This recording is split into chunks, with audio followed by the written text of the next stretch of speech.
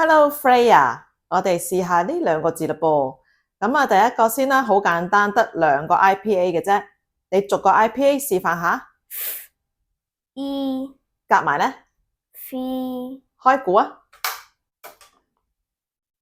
就係呢個字啦噃。好啦，如果咧上面嗰個字，即係上面嗰個兩個 IPA 同埋 E 後邊加一個得 L，咁會變成點啊？你逐個 IPA 示範下，再示範下。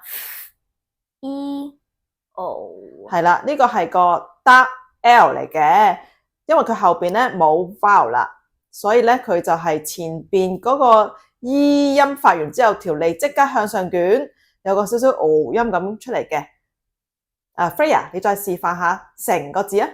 Feel 係啦，有個得 L 嘅，咁開估啊，就係呢個字啦。我哋一齊聽下字典點樣讀。fee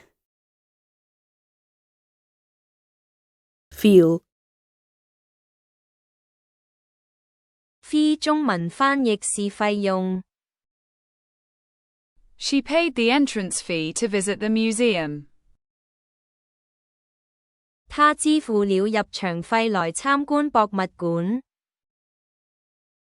feel 中文翻譯是感覺。She doesn't feel well, so she's staying home. 她感覺不舒服，所以待在家裏。